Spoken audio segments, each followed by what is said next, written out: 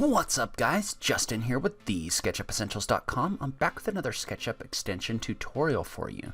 So today we're going to use the extension 1001-bit tools to create a house. So let's go ahead and just jump into this thing. Alright, so if you remember from our video yesterday, 1001-bit tools is basically a collection of a whole bunch of different tools in one extension that you can use to model architectural type things. And it's got a lot of built-in tools in here, and one of these days I'll probably go through and do a tool by tool discussion of this. I mean, it's got everything from dividing lines and putting construction points to chamfering edges to all sorts of different stuff that'll be really useful to people working in architecture. But in this case, we're going to focus on using the wall and window and stair options to create like a general house. So first thing we're going to do is we're going to draw our floor plate. And we're just going to draw something really simple.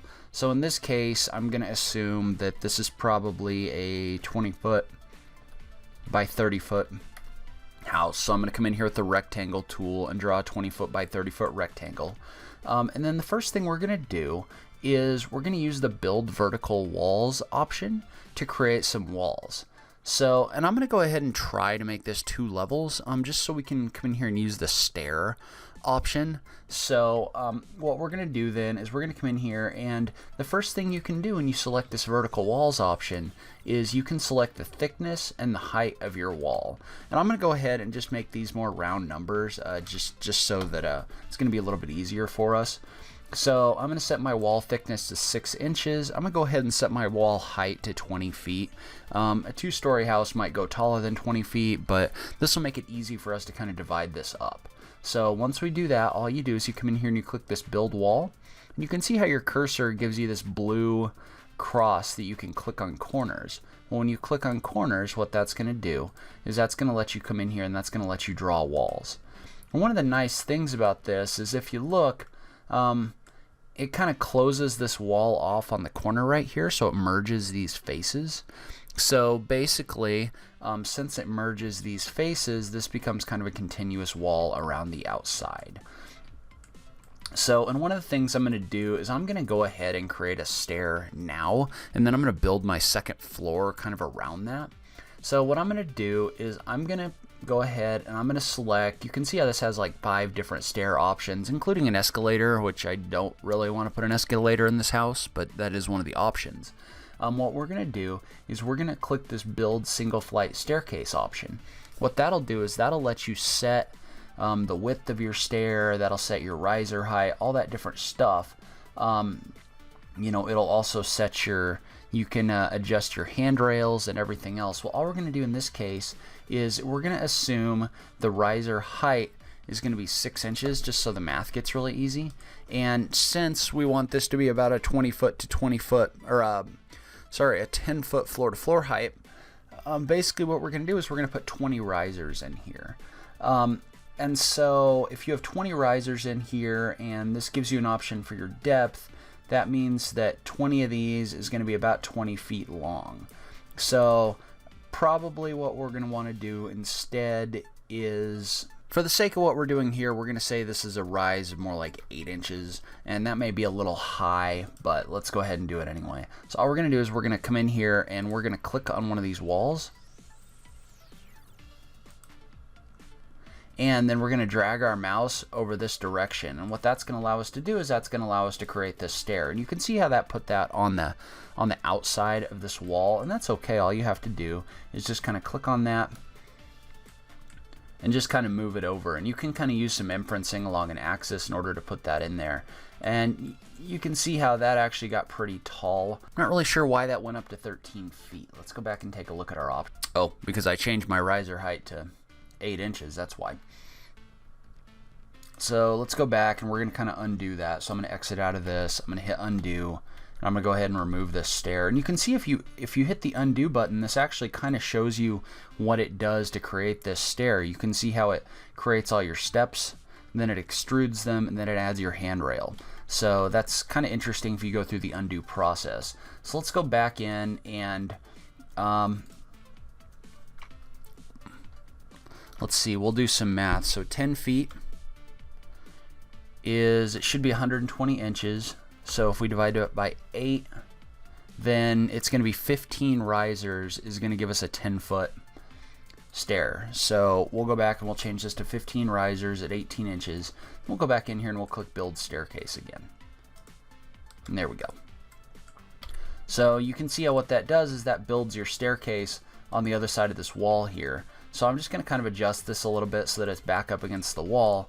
Now what I'm going to do is I'm going to come in here and I'm going to create my second floor. And so in order to create my second floor, I'm just going to double click on this face. And then I'm going to use the move tool in copy mode to create a copy of this straight up and down. And what I'm going to do is I'm going to create this copy right here up to this 10-foot point, which is where the top of my stair is. And then I'm just going to come in here and I'm going to kind of cut that out just by drawing some faces along this line, and then I'm going to go ahead and erase that. Well, you can see how now what I've got is I've got my stair coming up to my second floor. So now I've got a first floor and a second floor in here. If I did this right, this should be 10 feet. Looks like I'm off by about an inch. That's okay. We can make our walls taller if we want. But so now we've created a stair, and we've created a first floor and a second floor. And so now what we're going to do is, first thing I'm going to do is I'm going to go ahead and hide this outside wall for just a second. So now I can kind of see my floor plates in here. And first thing I want to try to do is I want to try to actually create some joist framing on this face. And so what I'm going to do is I'm going to select this face, and I'm going to select this option for create rafters or joists on face. And I'm going to go ahead and leave all of this as it is, and I'm going to click create rafters and see what it comes up with. So generally what this does is this asks you to pick a point and then pick a direction for your rafters. So you can see how what that did is I clicked once here and then once here, and that told it, okay, the rafters are going to run this way. So now I can kind of move that down just like this. So you can see how now I've got some kind of rafter framing in here underneath this. I'm going to go ahead and push pull this a little bit to give it some depth. Just so those rafters aren't showing through. I'm not going to push pull it far. I'll probably give it about 2 inches. I'm going to go ahead and double click this whole thing, and I'm going to make it a group just so I don't have to deal with all this stuff merging and that kind of thing. And what you could do is you could come in here and you could actually label these in the outliner. So like for example, I could call this joists. I could call this level 2 slab, and that becomes especially useful once you start coming in here and doing things in layout as well. I'm not really setting this up for layout at this point, but that does become useful to keep everything kind of organized. So you can definitely do that as you go if you want to. And the other thing about this is you can also adjust your visibilities. So I can call this one outside walls. So now I can hide and unhide things and kind of see what I'm doing in here. So I'm going to go ahead and unhide this. And then the next thing I'm going to do is I'm going to create some door and window openings. So there's an option here for create door frame. So we're going to go ahead and use that first. And you can come in here and you can set things like the depth. So I'm going to set that to 6 inches because that's what my wall was. You can set like your frame width and that kind of thing. And then once you kind of set all those things, you can just come in here and say create door frame. And all that's going to do, whoops. So what we're going to want to do actually is we're going to want to come in here and we're actually going to want to rough out our door frame size. So in this case, I'm going to assume I've got a 7-foot high door. So, and we're going to go ahead and call it 3 foot 6 inches wide. So I'm going to rough out this frame size on this face, and actually I'm going to take these and I'm going to copy them and I'm going to paste them inside this group because they need to be on this face. So just select these 3 objects, and then you can do a Control X to cut them, double click in here, and then go up to edit and click paste in place. So that'll put that right where it was before. And I'm going to go ahead and adjust that just a little bit so that it's centered on this wall. And then what we can do is we can just select this face, come in here, and we can just add this door frame. And you can see how what that does is that comes in here and that actually frames out a door frame around this opening. And so you can go ahead and call this door frame, and you can go ahead and draw a face in here to make this an actual door if you want to. But I wanted to have the actual frame in here partially because if I do a section cut, So if I come in here and I do tools, I do section plane, and I section this, what I want, whoops, I need to be outside my group to do that. But if I come in here and I do a tools, section plane, and I do a section through that door, then I look at it in plan view, I'm going to have to turn perspective off, but that's actually going to show up as a door, and you can probably see it better if I turn the axes off, but that'll actually show up like a door in here. And you probably need to model a door swing and that kind of thing, but you can see how what that's going to allow you to do is that's going to kind of allow you to set this up so that you can bring it into a plan program like layout. And I'm going to talk more about that in future videos, but this is just kind of a general run through of creating a house with this 1001-bit tools. So we'll just kind of keep going with this. So, and I'm going to go back in and turn perspective back on. You can see this is probably going to be about the ugliest house ever, but at least you'll have kind of an idea of the way this extension works. So one thing you can do while you're in here is I'm actually going to come in here and I'm going to draw some guides just so I kind of know where my first floor and my second floor are. So what I'm going to do is I'm going to use the tape measure tool to come in here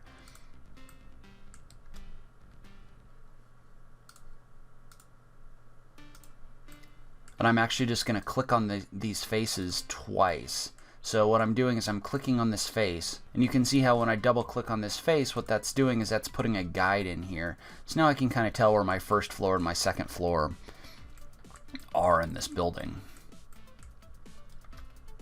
So, and then the next thing we're going to do is we're actually going to come in here and it's going to ask us, it's got some options in here for dividing faces. So you can basically, you can use this option to create window frames, and you can create a window frame in your wall by coming in here and by coming in here and drawing on these faces. So same kind of thing we did with the door frame. You can either come in here and you can do the window frame just like this, or you can come in here and you can draw this so it'll actually show up kind of as a window. So the way you're going to do that is you're just going to come in here. I'm just going to draw another guide right along here, and then I'm going to draw a couple windows. So in this case, probably a 4 foot by 4 foot. Let's see how big that is. Yeah, that's going to be about perfect. So what we're going to do is we're going to come in here, we're going to select this option for divide selected face into panels, and it's going to ask how many rows and how many columns we want to divide this into.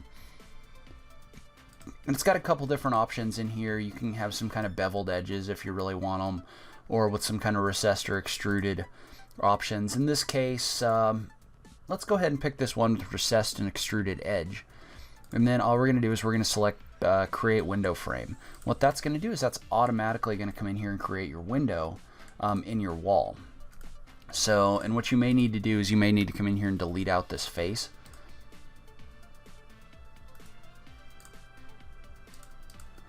And then also probably come in here, and you see how it has a second group in here. It creates all of these in here as a group. So now all you have to do is just apply a glass material to it so that you can see through it. So, and then once you do that, what you can do is you can create a copy along this face. And you may have to come in here and kind of manually delete out a couple faces in order for that to work. But you can see how it's real easy to come in here and create those windows. So, and then you can go up here, and there's actually a really useful option up here under Edit called Delete Guides, and that'll kind of remove all your guides off of here. So you can go back in there and take all those out, because those get pretty ugly after a while. So now what we're going to do is we're going to come in here, we're going to draw a face across the top of our building. We're going to use this option for automatically create hip roof from a face. And what we can do is we can adjust the pitch and also the overhang. So in this case, I'm just going to leave it as is. I'm going to go ahead and click create hip roof. So once again, just kind of select that face you created, click create hip roof, create hip roof. And what that's going to do is that's going to come in here and that's going to automatically draw this hip roof in here for you. So, and you can do the same kind of thing where if you want to, you can come up here and you can actually copy these windows to the second level. So, and again, you're going to have to draw over top of these and kind of delete them out. But once you do that, now what you've got is you've got actual windows on the side of your house right here. So, and then what I'm going to do is I'm going to come in here and I'm going to create a guide on this front face using the tape measure tool. It's about the height of these windows. I'm going to draw another one that goes from the midpoint, or that goes to the midpoint of the space between the door and the edge of my wall here, and then I'm going to move a copy of this window over here. And so what you're going to do is you're going to move this over, and then you can use the rotate tool to kind of rotate it in place. And what you can do is you can move this so that it's centered on this point, and you can create a copy of that using the move tool. So basically what you're doing is you're creating your shapes using 1001-bit tools, and then you're just kind of moving everything around. So then I'm going to do the same thing. I'm just going to select two of these, use the move tool in copy mode, move these down, hold the shift key to lock it to the blue axis, and then click right here so that they're lined up with these windows on the bottom. And then I'm going to delete this face out.